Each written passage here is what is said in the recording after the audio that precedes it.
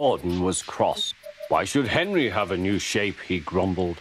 A shape good enough for me is good enough for him. He goes gallivanting off to Crewe, leaving us to do his work, and comes back saying how happy he feels. It's disgraceful. And there's another thing. Henry whistles too much. No respectable engine ever whistles loudly at stations. It isn't wrong, but we just don't do it. Poor Henry didn't feel happy anymore. Never mind, whispered Percy. I'm glad you're home again. I like your whistling.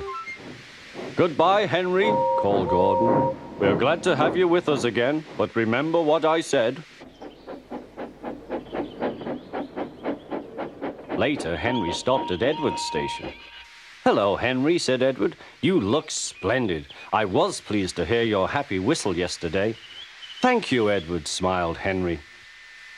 Shh, shh. Can you hear something? It sounds like Gordon, said Edward, and it ought to be Gordon. But Gordon never whistles like that. It was Gordon. He came rushing down the hill at a tremendous rate. He didn't look at Henry, and he didn't look at Edward. He screamed straight through the station and disappeared. Well, said Edward. It isn't wrong, chuckled Henry, but we just don't do it. And he told Edward what Gordon had said.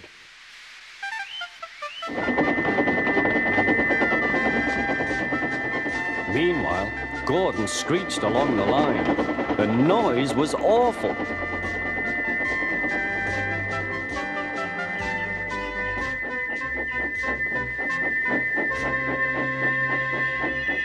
At the station, everyone held their ears. The fat controller held his ears too.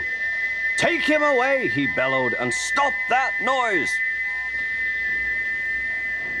Gordon puffed sadly away, but he wouldn't stop whistling until two fitters climbed up and knocked his whistle valve in place. That night, Gordon slunk into the shed. He was glad it was empty. It isn't wrong, murmured Henry to no one in particular, but we just don't do it. No one mentioned whistles. Next morning, Henry was enjoying himself enormously. I feel so well, he sang. Trickety-trot, hummed his coaches. Then he saw some boys on a bridge. Peep, peep, hello, he whistled. Oh, he called. The boys didn't wave and take his number. They thought it fun to drop stones on him instead. They've broken our glass! They've broken our glass! Sobbed the coaches. The passengers weren't hurt, but they were cross. Call the police! No, said the driver. Leave it to Henry and me. What will you do? They asked. Can you keep a secret? Yes, yes. Well then, said the driver.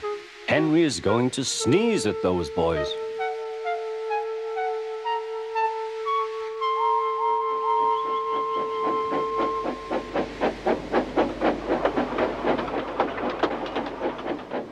Lots of people were waiting at the station just before the bridge. They wanted to see what would happen.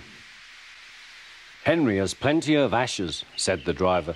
Please keep all windows shut till we have passed the bridge. Henry is as excited as we are, aren't you, old fellow? Henry was feeling stuffed up. Soon they could see the boys, and they all had stones. Are you ready, Henry, said his driver. Sneeze hard when I tell you. Now, he said. Achoo-shoo!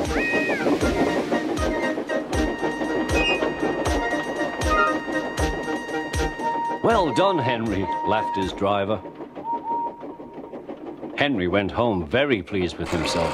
He had taught Gordon and silly boys a lesson with a whistle and a sneeze.